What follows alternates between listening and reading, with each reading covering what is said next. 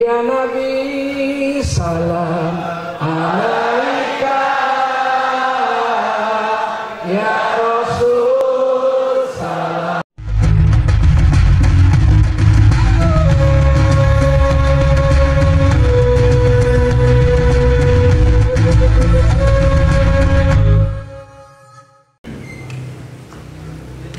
Bismillahirrahmanirrahim.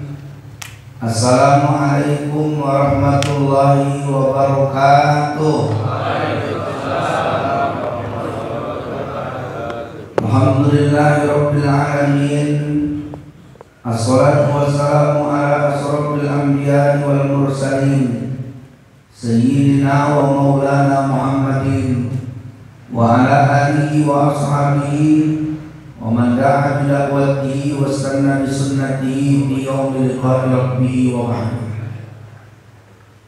Yang saya hormati dan yang saya muliakan Ketua FKSMM Ustaz Muhammad Hendro SPDI, yang saya hormati Wakil Ketua FKSMM Ustaz Samsul Lubis SPDI, yang saya hormati Bapak Kepala Desa Semencirim Kecamatan Sunggal dan Bapak Kepala Desa Semencirim Kecamatan Putarin Baru, yang saya hormati Bapak Ketua BKM beserta pengurus, yang saya hormati para ustadz yang berhadir, tokoh agama, tokoh masyarakat, tim YouTuber ada 3 ini, nanti maka udah mana nggak tahu. Yang saya hormati bapak-bapak, ibu-ibu, wabil khusus yang di kanan kiri saya, yang mudah-mudahan semua yang hadir ini saya doakan mudah-mudahan kalau ada yang sakit Allah sembuhkan penyakitnya. Amin. Yang punya anak dijadikan Allah anaknya soleh dan soleha. Yang punya hutang Allah lunaskan hutangnya. Kalau ada tukang kredit mau nagih lupa alamat rumahnya. Kalau mati insya Allah masuk surga. Apa kabar Pak, sehat? Alhamdulillah, bersyukur kita kepada Allah Subhanahu wa Ta'ala. Salawat dan salam kepada Nabi kita Muhammad sallallahu alaihi wasallam. Allahumma sholli ala Muhammad wa ala ali Muhammad. Saya ingin ajak semua yang hadir ini sama-sama kita sholawat kepada Nabi sallallahu alaihi wasallam. Salatullah salamullah ala Taha Rasulillah. Salatullah salamullah ala Yasin Habibillah.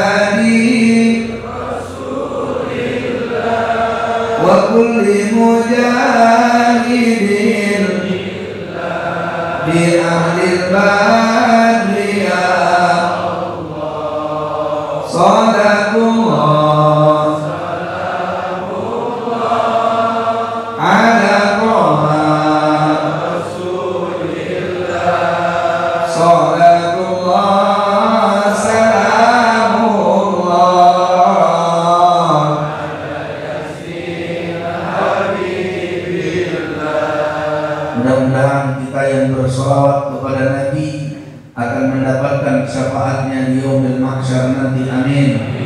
Ya Rabbal.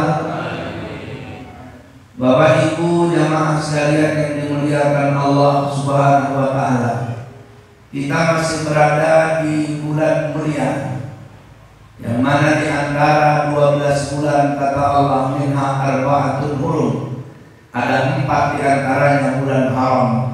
Tentunya melakukan ibadah sangat berharga di bulan ini dibanding yang lainnya. Jadi kalau begitu Pak Ustaz, perbaiki hubungan kita dengan Allah, jalin hubungan yang baik dengan sesama manusia. Allah Subhanahu wa taala berfirman, "A'udzubillahi minasyaitonir rajim. Wa'budullaha wa la tusyriku bihi syai'an wa bil walidayni ihsana wa bil walidayni ihsana wa bidhil qurba wal yatama wal masakin wal yatama wal masakin wal jari dhil qurba wal jaril junubi was sahibi bil jam." Kata Allah, "Wa'budullaha wa la tusyriku bihi syai'an." Sembahlah olehmu Allah, jangan kau sekutukan Allah dengan apapun. Kita tahu Pak, dakwah yang pertama dilakukan Nabi Sallallahu Alaihi Wasallam ketika periode dakwah secara sembunyi-sembunyi. Maka saat itu apa yang dilakukan Nabi? Yastajibu li amrillah, menjalankan apa yang Allah perintahkan. Fa akhadha yadahu li ibadatillah. Nabi keluar dari rumahnya untuk apa? Untuk mengajak orang beribadah hanya kepada Allah. Berarti kalau ibadah kepada Allah itu baik sekali bagi kita. Baik. Orang yang risau akan tenang dengan ibadahnya, betul lah. Orang yang buntu akan lapang jalan keluar dengan ibadahnya. Nabi mengajak orang-orang untuk beribadah kepada Allah. Kita tahu bagaimana perjalanan Nabi pada saat itu. Ketika Nabi Sallallahu Alaihi Wasallam hijrah dari Mekah ke Madinah sampai di Kuba, Nabi bangun apa Pak? Masjid. Sampai di Madinah, sampai Nabi di Madinah, Nabi ini ingin membangun negara Islam. Nabi sudah ditunggu, tapi yang pertama dibangun Nabi adalah masjid. Kenapa enggak yang pertama dibangun Nabi militer, kekuatan tangguh? Karena militer pun akan hancur kalau tidak dekat dengan Allah Subhanahu. Kenapa enggak dibangun Nabi istana dulu, tempat raja, tempat penguasa? Semua tak berharga. Yang berharga adalah tempat ibadah kepada Allah Subhanahu wa taala. Jadi pesannya yang pertama, banyak-banyaklah kita ibadah kepada Allah. Salah satunya ibadah terbaik adalah di rumah Allah. Jadi kalau begitu Pak Ustaz, kami harus rajin ibadah di rumah Allah ya. Ada nggak orang Pak biasanya lewat dari rumah Allah nggak bergetar hatinya? Padahal lagi ajan. Hayya 'alas shalah.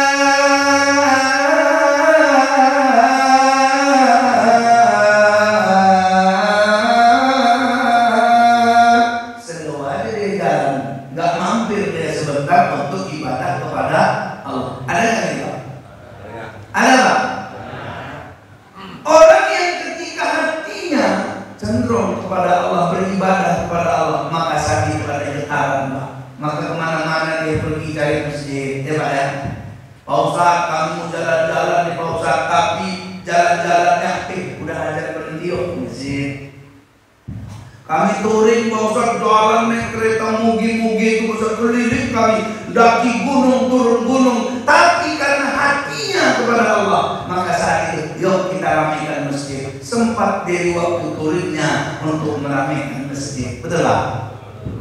Kami mau yasinan ini, ya lewat aja Pak yasin Pak, bikin tempat yasin, tapi nggak sholat. Tapi ketika hatinya kepada Allah, aku sholat di masjid, dari masjid ramai-ramai kami dihiasi. Itu kenapa? Karena Nabi mengajak orang beribadah hanya kepada Allah. Dibangun Nabi pertama di Madinah adalah masjid. Masjid itulah simbol keimanan kepada Allah. Kemudian wahdahu wa nabdil asnami. Nabi mengajak orang ramai-ramai agar tauhidnya bagus, tinggalkan sesembahan-sembahan lama. Jangan lagi disekutukan sesuatu dengan Allah. Maka pada saat itu pun ada di masjid. Masjid masjid ini Pak istimewa, maka yang manggil pun semangat. Ustaz, kalau kami manggil itu Pak Ustaz azan kami pilihlah yang paling keren azannya Pak. Harus merdu sore, nggak merdu kali nanti orang bangun.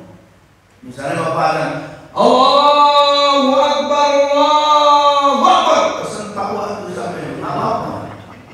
Tapi kalau bisa kalau di timur ini Pak, yang indah-indah. Itu masuk azan pertama, siapa yang azan dari PKN? Aku Pak, kata anak muda. Oke. Maghrib nih, kau azan apa? Azan Indonesia Pak. Oke, main kan?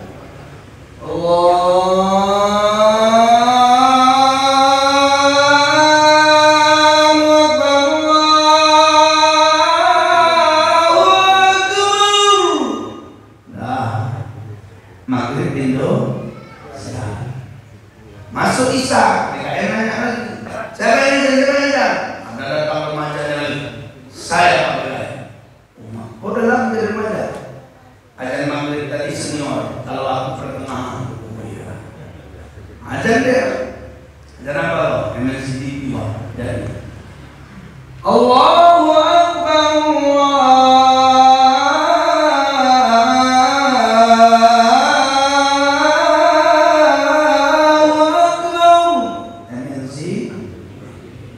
masuk azan subuh. Siapa yang azan kata PKN? Aku kata PKN nengok, ini keedaran masjid ini. Azan dia di azan Allah, bersuara tahu Pak. Ditanya PKN, itu kawanmu yang kemarin azan Indonesia, azan di NCTV. Kau kenapa kau azan? Ini azan kampung, wah aku kan anak baru di masjid. Oh, alhamdulillah. Masjid ini tempat istimewa.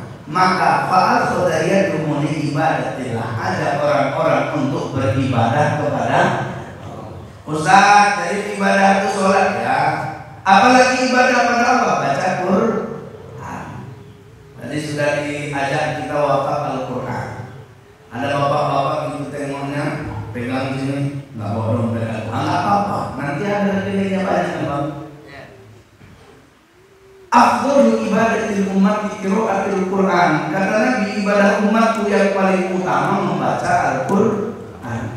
Nawiru buyutakum bitilawatil Quran.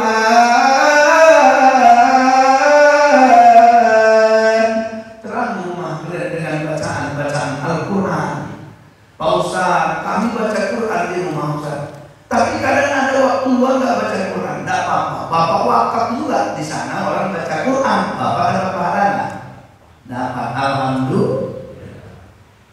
Apalagi pada zikir, la ilaha illallah, la ilaha illallah, la ilaha illallah.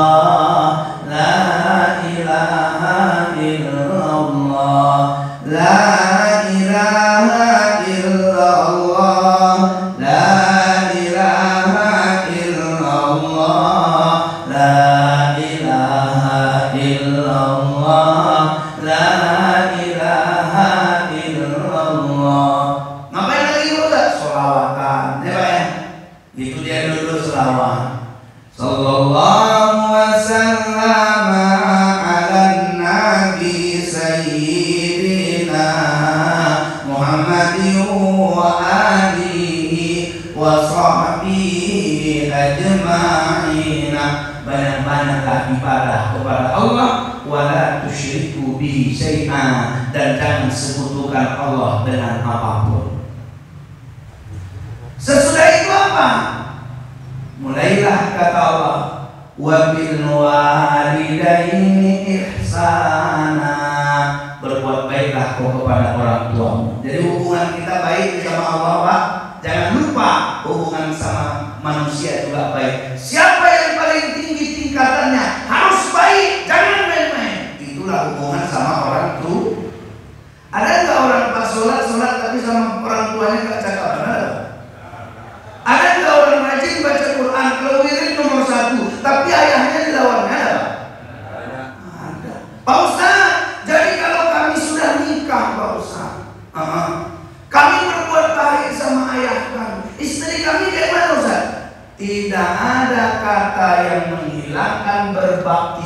orang yang sudah nikah. Nikah itu cuma tambah satu, bukan berkurang satu. Apa yang tambah sesudah nikah? Kata patuh dari suami istri pada suaminya. Apa yang gak boleh hilang? Kata taat pada Allah, kata berbakti pada orang tua. Ya Pak. Makanya ada lagunya itu. 1 ditambah 1 sama dengan 2. Hari ini jadi menantu harus sayang mertua.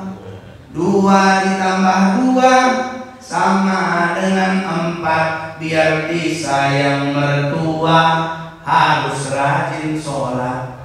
4 ditambah 4 sama dengan 8. Selain rajin sholat, kirim beras tiap bulan. 8 tambah 8 sama dengan 16. Sesudah kirim beras tiap bulan, ini menantu yang berkelas. 16 tambah 16 sama dengan 32. Walau sudah kirim beras, jangan lupa tanya kabarnya. 16 tambah 16 sama dengan 32. Walau sudah kirim beras, jangan lupa perhatian. Ini kalau lanjut nggak bisa, lo tulis di rumah. Jadi gimana usah sama orang tua?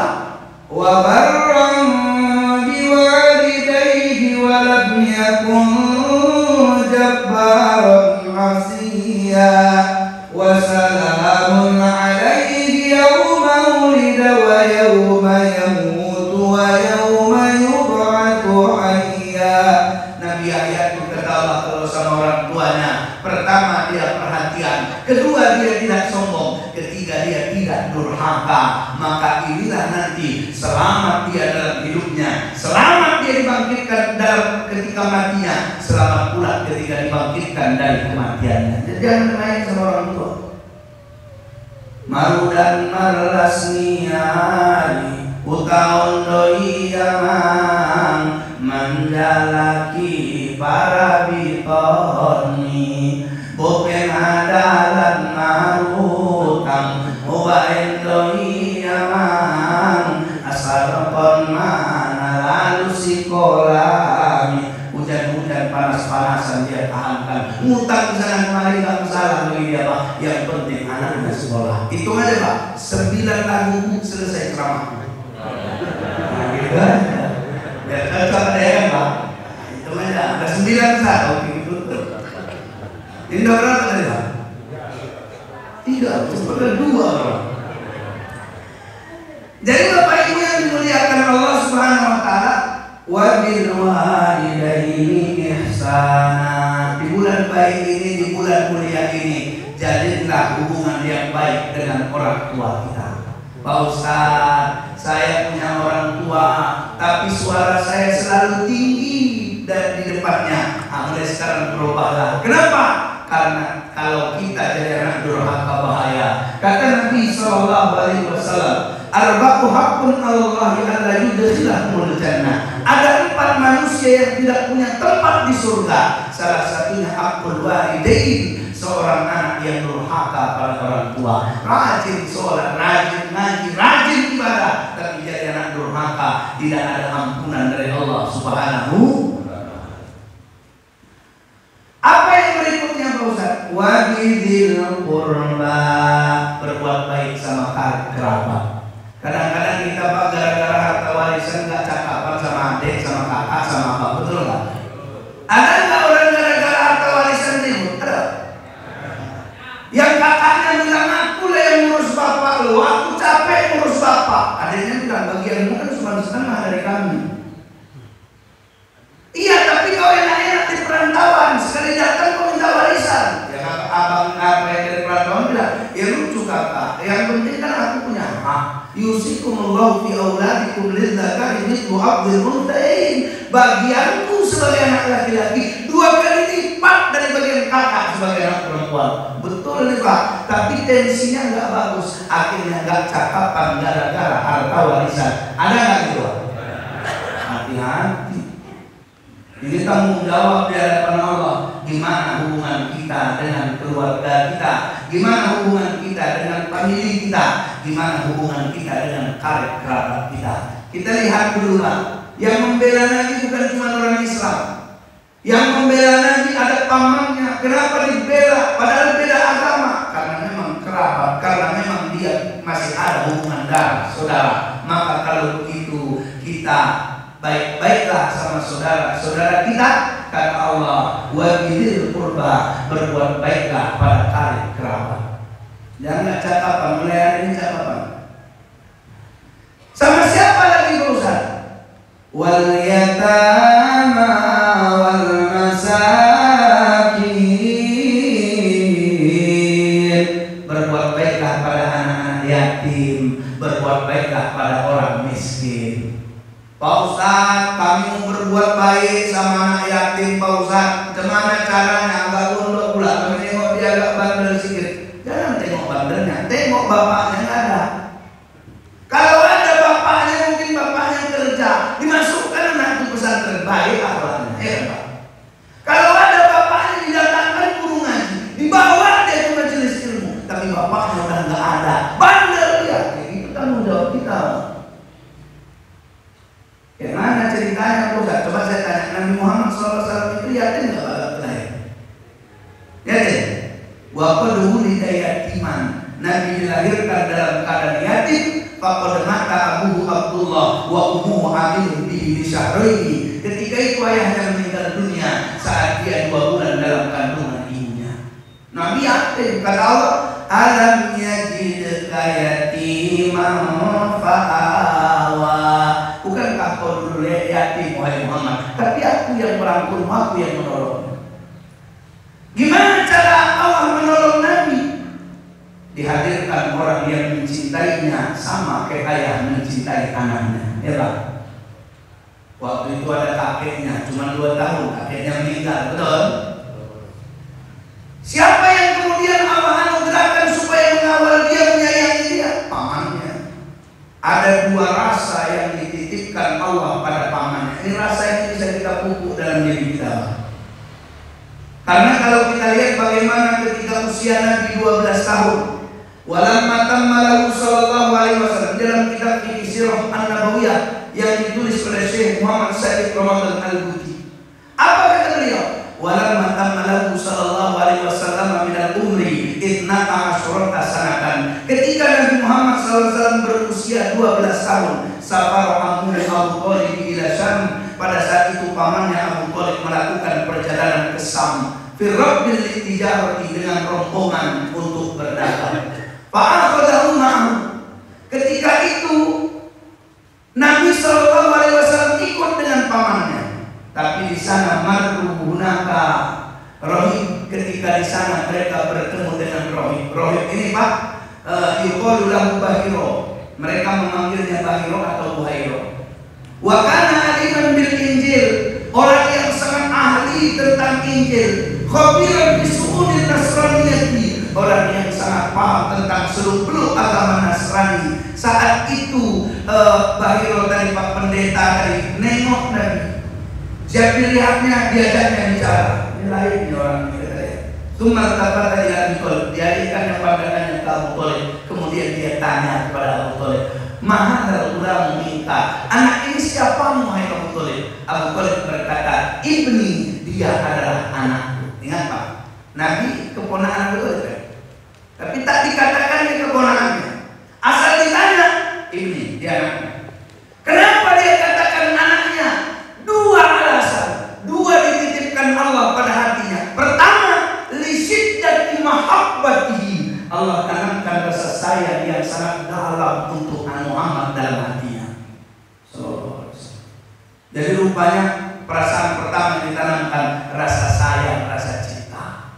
Kita ini kadang Pak, kalau ditanya Bapak, kenapa Bapak mau panas-panasan kerja Pak? Sayang kali sama anakku, saya pingin aku dia jadi orang pintar, ya Pak.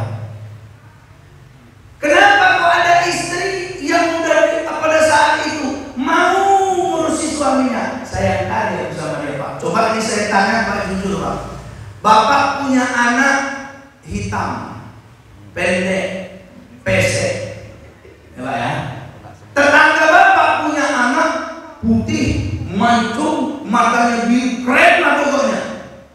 Coba saya tanya, gantengan anak bapak apa anak tetangga? Anak tetangga kan Pak? Tiba-tiba tetangga ngajak tukaran anak, mau Pak? Mau Pak? Pak mau lah Ustaz, anakku lah jelek-jelek, yang penting anakku. Kenapa bapak nggak mau tukar? Saya kali aku orang dia anakku. Makanya aku sampai sekarang nggak ditukar-tukar sama aku.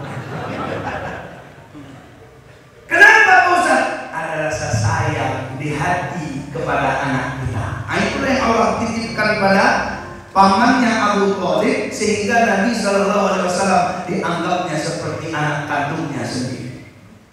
Yang kedua, lisyiddat mahabbati wa syafaqati alaihi, Allah tanamkan rasa kasihan di hatinya. Rupanya kita nih Pak, melakukan kebaikan didorong oleh dua hal. Pertama kita sayang, kedua kita kasihan. Dia nggak punya bapak, mamanya pun udah nggak ada, kakeknya udah nggak ada, kasihan kalian penengoknya. Dengan kasihan itu dia berbuat baik. Saya dulu Pak 4 tahun jaga masjid. Gitu dibilang sama Pak PKM, dan kau tinggal di masjid mulai sekarang ya. Aku bilang Pak, nanti masalah makan orang sini baik-baik, tenang aja Pak. Akhirnya masuk aku ke masjid Pak, tunggu juga orang aku masuknya pagi, tunggu siang belum ada nasi datang. Malam belum ada, kacau nih. Jangan-jangan bohong bapaknya dalam hati. Udah menjelang pagi, ini nggak bisa tidur, Pak. Lapar Pak ya tidur. Itulah yang aku alami. Malam jam 4 dari gue ke masjid. Sengaja aku Asmaul Husna di masjid itu jam 4. Astaghfirullah.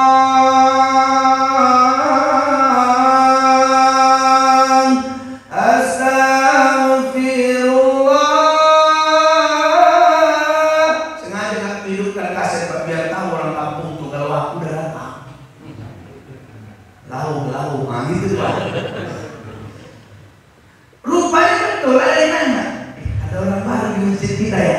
Ada. Siapa? Najil baru mahasiswa. Mulai ada orang nanya, itu belum ada yang terlalu sama nasi. Pala aku besoknya sengaja aku ambil mic, duduk aku di sini Pak, di teras yang sengaja. Biar orang lewat nengok aku. Asmaul Husna aku itu. Ya Allah, ya Rahman, ya Rahim, ya Malik, ya Kudus. Supaya anak-anak pun datang. Ya Kudus, ya jadi rame. Datang ibu-ibu dulu. Itu ya yang ngajar baru itu ya. Iya, kasihan kali ya. Kurus orangnya ya, kasihan ya. Dulu aku Pak gak kurus itu Pak. Kurus, kita manis tapi kita manis Pak. Kurus sekali orangnya ya. Iya, nanti antar kenal lauk, kasihan dia. Oke, karena kasihan ibu itu nengok aku dapat lauk sama nasi. Keren gak? Kadang-kadang kita kasihan orang nengok kita, itu jalan dia berbuat baik pada kita. Pak Ustaz, kalau sudah kasihan, biasanya setiap kali jumpa dan kebaikan muncul rasa sayang. Ngajar ngaji aku di situ Pak, udah siap itu ngajar fikih di masjid itu. Kemudian pada saat itu apa yang terjadi? Ada bapak-bapak bukan cuma ngasih lauk, dibelikannya baju, dikasihnya duit. Ditanya orang, kenapa bapak baik kali sama si Ramadan itu? Sayang aku sama dia, aku anggap kayak anakku sendiri. Oh mak, rasa sayang bisa membuat kita melampaui batas kemampuan untuk berbuat baik, tapi rasa kasihan cukup untuk kita melakukan kebaikan. Nah itu dua-dua di asal Pak. Sama anak yatim, sama orang miskin, tanamkan dua rasa itu. Sehingga apa? Kita mudah melakukan kebaikan. Tapi tentunya kasihan dan sayang itu semuanya karena Allah Subhanahu. Ada orang yang beli baju baru di hari raya, tapi di sebelah rumahnya anak yatim. 3 baju anaknya satu-satu orang, tapi anak yatim sebelah rumah nggak ada baju baru. Oh ini Pak, kalau ada 2 rasa ini atau salah satu, pasti bapak tuh bilang, aku belikan anak yatim itu, dia nggak ada bapaknya. Kalau kita udah besar kita pakai baju baru pun nggak apa-apa ya kan Pak? Karena ada lagunya juga Pak. Baju baru, alhamdulillah, tuh dipakai. Tak punya pun tak apa-apa, masih ada baju tetangga. Bisa minjem? Jadi gitu Pak Ustaz ya.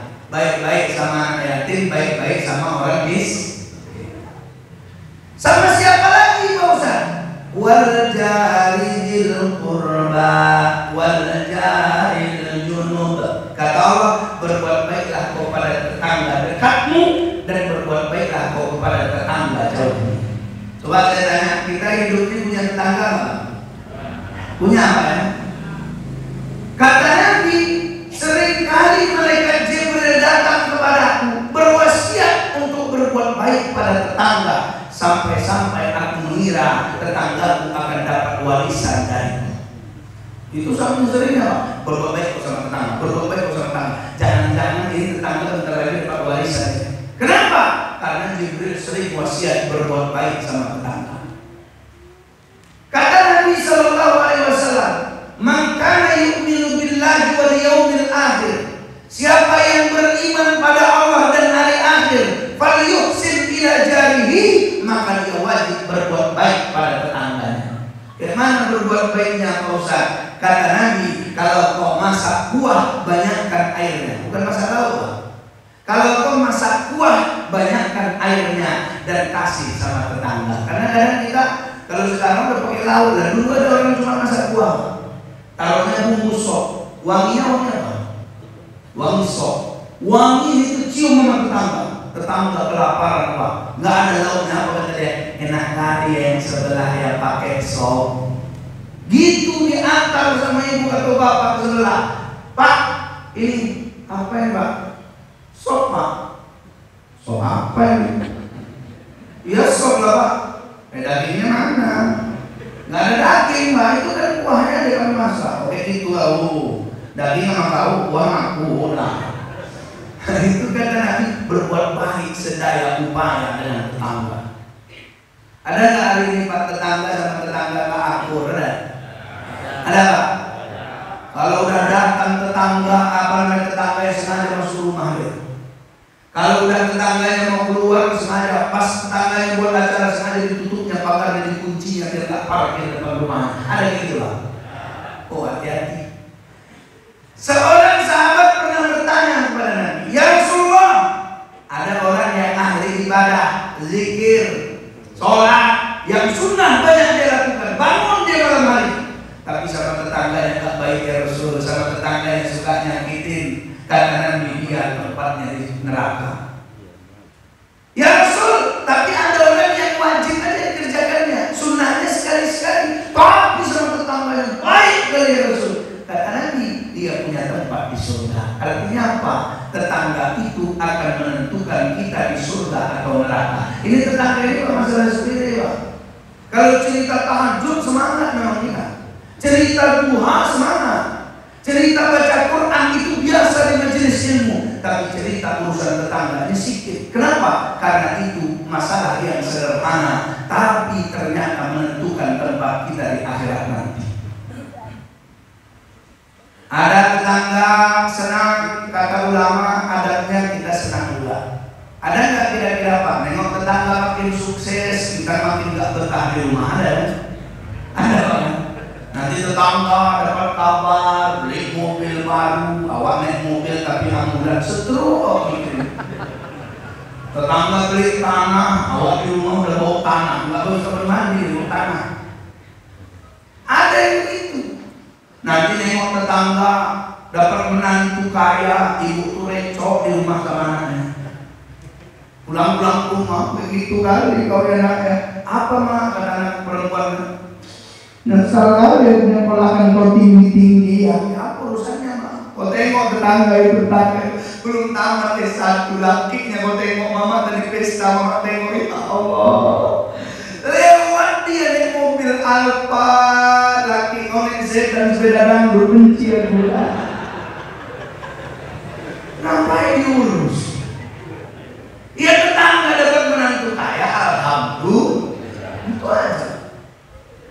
Jadi sama tetangga ini gimana? Kata Nabi, "Man kana yu'minu billahi wal yaumil akhir." Siapa yang beriman pada Allah dan hari akhir, maka pada satu falyakul khairan aw liyasmut, maka dia berkata yang baik-baiklah. Kalau enggak bagus diam. Ada enggak tetangga recok sama tetangga gara-gara mulut? Ada? Ada Pak?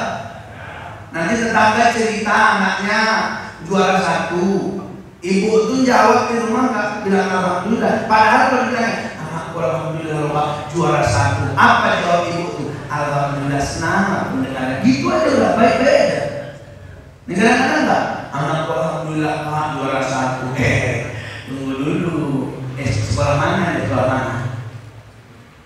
Sekolah di situ berapa satu lokal? 7 orang. Ya wajar lah 7 orang juara 1. Anakku walaupun nggak juara tapi satu lokal 40. Mesti kali kayak gitu. Tetangga bilang alhamdulillah Kak, suamiku kemarin staf sekarang udah jadi kabit, kepala bidang. Seharusnya yang keluar dari mulut kita sebagai tetangga Pak. Alhamdulillah. Ini enggak kabit. Nyogok ya? Enggak Pak, ada nyogok. Tahu muka dia nggak jujur.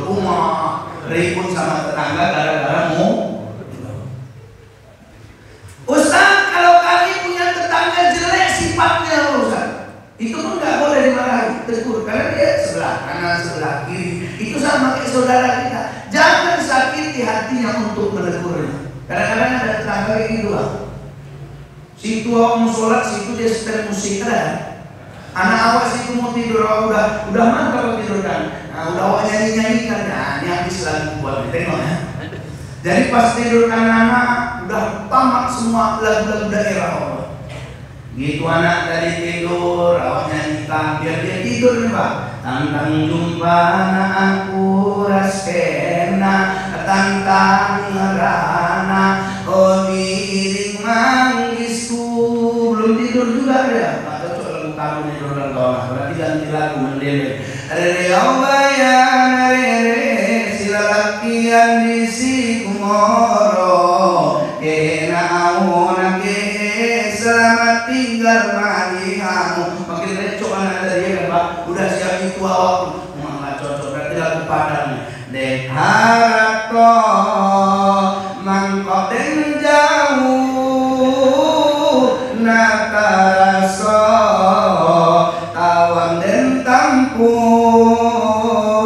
Hujan panen nandenai hadang cuy itu nasib siana dagang nyanyi tidurkan ya Pak. Udah mulai dari tidur datang tambah putar musik kuat horas umah kawat nani kebangun lagi anak. Jadi kemana Ustaz? Kata ulama tegur dia dengan lembut, jangan lukai hatinya. Itu kalau salah tetangga. Jadi Ustaz kalau tetangga ngejek kamu Ustaz, dibilang jangan pula suami kau jelek kali. Apa yang harus ku bilang sebagai istri Ustaz? Ya terima aja lah memang jelek kan Bos. Ya maksudnya nggak usah marah. Alhamdulillah, aku masih punya istri, masih punya suami. Alhamdulillah di luar ada orang rebutan suami orang. Gitu aja. Jadi nggak usah dibilang dia jelek, nggak usah macam mana itu. Ya kalau ibu kesel pakai lagu aja jawabnya. Suami kakak jelek kali kalau tengok di blog ini suami kakak paling jelek. Oh ibu tinggal jawab, buat apa tampan kalau makanan.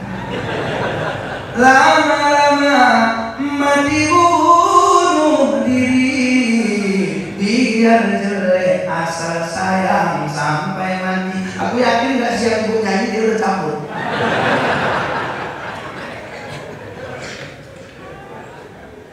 Ada satu kisah Pak ulama besar.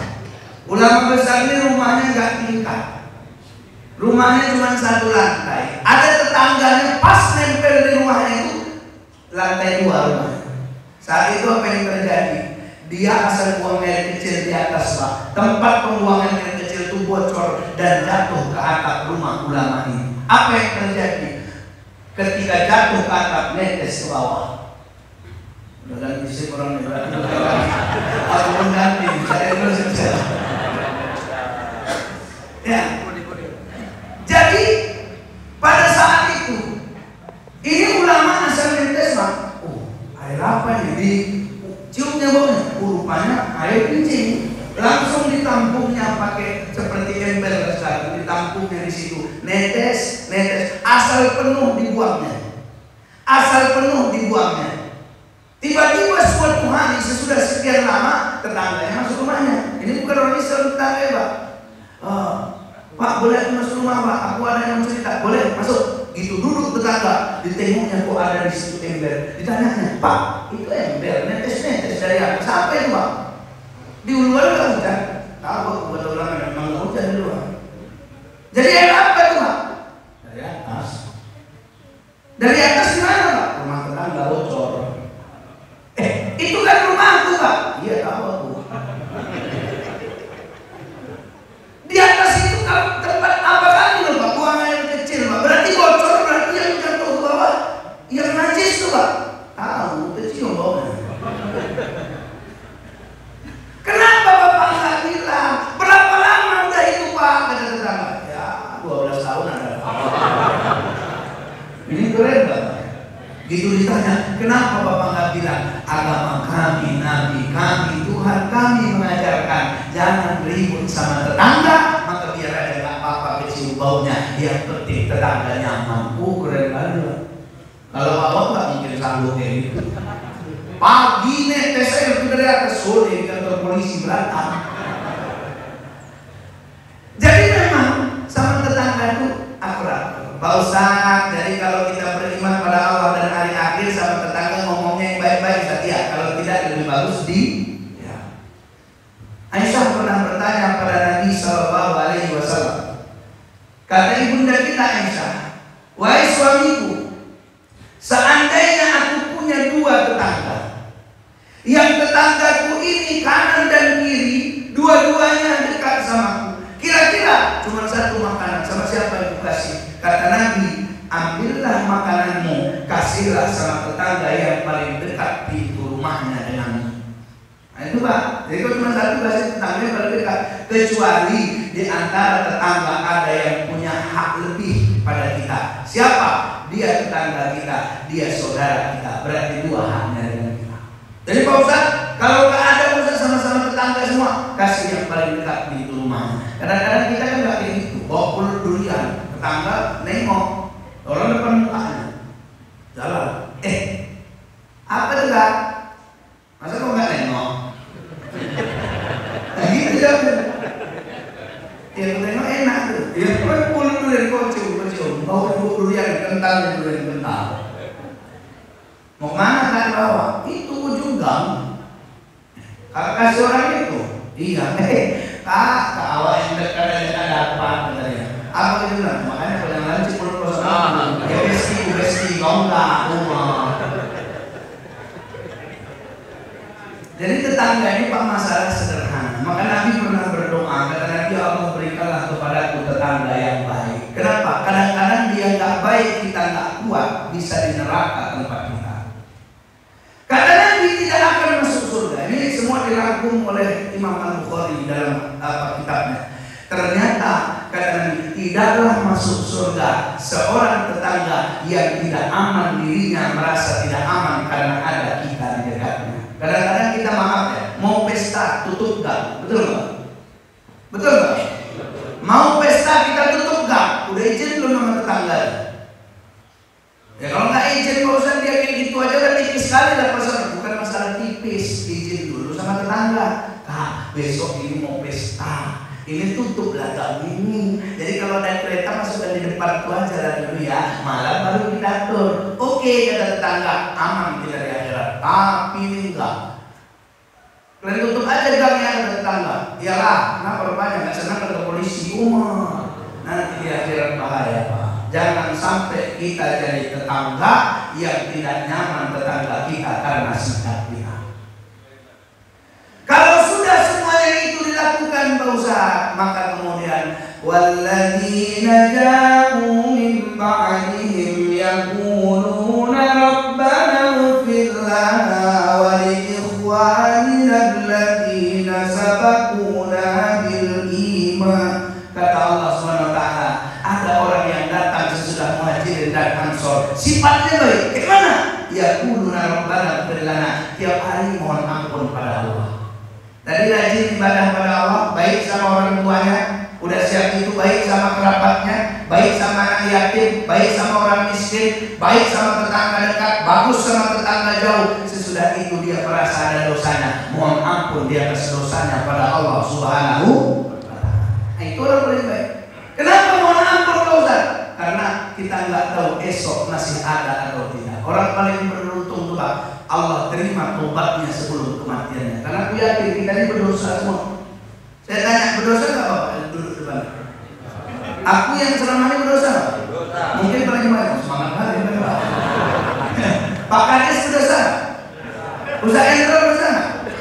Kurasa Ustaz Endro enggak? Jadi semua kita berdosa. Dan saya yakin semua kita calon-calon jenazah. Betul Pak? Saya sedang ceramah di hadapan calon-calon jenazah. Bapak Ibu pun sedang mendengarkan ceramah dari calon jenazah. Pak Ustaz, kalau begitu urusan mati kita nggak tahu ya. Kita nggak tahu siapa duluan dipanggil di antara kita. Bisa aja Bapak Ibu duluan, aku belakangan, bisa. Atau sebaliknya, aku belakangan Bapak Ibu duluan, bisa. Tapi intinya kalau udah datang kematian tuh Pak, disaleni panganggo bote yen wis budal ora kena mole tumpakane kereta Jawa ruto papat rupa manungsa. Kalau kita sudah mati Pak, gak berguna baju cantik nih. Kenapa? Disaleni penganggo putih. Kita cuma dibalut dengan kain putih. Nggak usah sombong Pak, baju 1 juta 2 juta tinggal. Betul? Udah siap itu, kalau udah mati orang kena mulai nggak bisa balik karena udah beda alamnya. Kalau begitu Pak Ustaz, apa yang terjadi? Kita tidak kendaraan cantik nggak berguna lagi, mobil nggak sampai ke liang lahat, tapi keranda yang nanti membawa kita ke sana. Betul Pak? Sesudah itu sampai di kuburan, 3 yang antar kita, 2 pulang, 1 tinggal. Siapa yang pulang bosan? Mobil-mobil mewah yang parkir dekat kuburan, balik nggak? Harta balik. Anak dan istri keluarga balik. Yang tinggal aman. Betul lah? Betul? Coba saya tanya dulu Bapak, bisa nggak kira-kira suami meninggal 2 tahun kemudian istrinya udah nikah lagi? Bisa? Bisa Pak? Banyak Pak?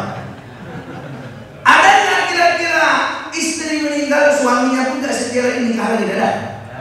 Ada. Oh itu jelas Pak. Saya dulu istri saya bilang gini, Buya nanti kalau Umi dulu Kak Buya dulu meninggal, Umi nggak akan nikah lagi. Bilang mantap nih, mantap. Tapi kalau nanti Umi duluan meninggal, Buya jangan nikah lagi ya. Kalau itu aku nggak janji. Dan jujur aja. Udah siap itu, tapi Buya, kalau Buya nanti udah nggak ada, Umi tetap setia dalam hatiku, berarti cinta lebihnya ibu sama aku. Tiba-tiba ada jamaah meninggal suaminya Pak, datang tuh bisa itu depan bisa. Ustaz, suami saya nggak ada, berpak. Sekali datang ambulan antar jenazah, ibu sudah sadar. Itu dengar ambulan pingsan lagi, dia berapa kali? 2 kali. Datang saudara yang menangkan dia, kabar ya Kak, ya ada lagi Bapak, sedih ya, pingsan lagi berapa kali? 3 kali. Udah siap itu, pas udah dimandikan, mau nengok terakhir. Pak Bilannya udah tahu ibu tuh mau pingsan, gak usah ditawar-tawarkan lagi. Nih Bilannya pun coba, mana tahu nengok terakhir kali. Wah, tadi lu gak tahan lagi itu tengok latinya Pak, ya Allah. Semalam masih mancing kita, aduh, masih mancing malam. Kok pun gak ke masjid Bang, gara-gara mancing. Ini lah lo masuk kolam, nah. Masih sempat itu kan. Kalau yang ketiga ini mah karang-karang ini ada cerita. Tapi dia pingsan bolak-balik dalam hatiku. Ibu inilah rasa yang mirip kayak biniku, setia sama suami. Tapi seiring berjalan waktu, 2 minggu udah mulai hilang bengkak di mata untuk nangis. 2 bulan ibu sudah belanja ke kampung Lalang, beli sendiri dia peralatan. 3 bulan udah buat status ibu di Facebook, statusnya, oh alhamdulillah ya usaha udah lancar. Ustaz kok tahu berkawan sama aku di Facebook. 8 bulan diundang ibu tuaku di acara Ustaz, bisa nanti bulan 11 Ustaz ceramah. Di mana Bu? Di rumah saya. Acara apa? Saya nikah lagi. Aku kebayang masih dia pingsan tuh. Tanya, ibu nikah lagi? Ya iya Ustaz, namanya udah penjodoh lucu. Ustaz ini malah ada namanya. Jadi cuman Ustaz, istri Pak tidak menjamin setia sama kita. Anak belum tentu mendoakan kita. Betul? Betul nggak?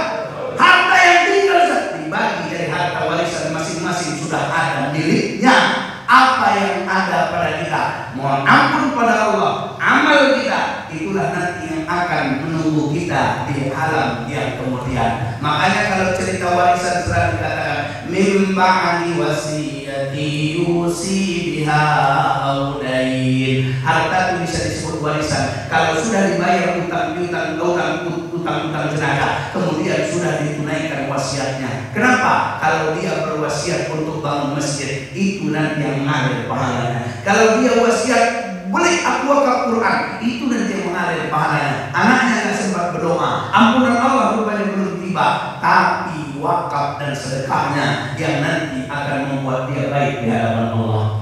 Kemudian terakhir, udah 9 lagu tadi itu. Bapak nggak gitu? Aku kalau nggak salah udah 9, jadi tutup ceramahnya. Yang terakhir, ya. Sesudah itu berdoa kepada Allah agar diampuni dosa, berdoa kepada Allah agar senantiasa diampuni dosa orang yang sudah mendahului kita. Kemudian wala taj'al fi qulubina ghillan lil ladzina amanu rabbana innaka ra'ufur rahim. Berdoa pada Allah, ya Allah, hilangkanlah sifat iri dalam hatiku pada saudaraku sesama beriman. Kita ini sifat iri ini tinggi, Pak, bahaya. Iri ini sama siapapun bisa masuk, bisa. Bisa nggak masuk sifat iri sama Ustaz? Bisa. Bisa? Bisa. Ada Ustaz baru tenang deh, Pak. Udah siap itu datang Ustaz lama. Nggak ada ilmunya ini. Ada. Cuma pada nyanyi aja. Udah pulang. Ada itu, ada. Jadi memang dalam hati Allah, jangan sampai aku iri pada siapapun, apalagi pada orang beriman, apalagi pada orang-orang yang ahli agama. Betul. Saya tengok kalau Ustaz Hendro, asal pengajian subuh memang ditiadakannya supaya dia hadir di majelis ilmu. Betul kan Pak? Aku belum bisa kayak gitu. Ada yang undang aku, Ustaz bisa udah. Habis itu orang mikir, gak pernah aku datang ke tempat Ustaz Hendro FKSN ini. Baru bilang Ustaz, datanglah sekali-kali Ustaz, belajar juga. Kadang kita perlu mendengarkan ceramah supaya hilang sifat-sifat yang tak baik dalam diri kita. Betul Pak? Karena udah 9 lagu billahi taufiq wal hidayah. Assalamualaikum warahmatullahi wabarakatuh.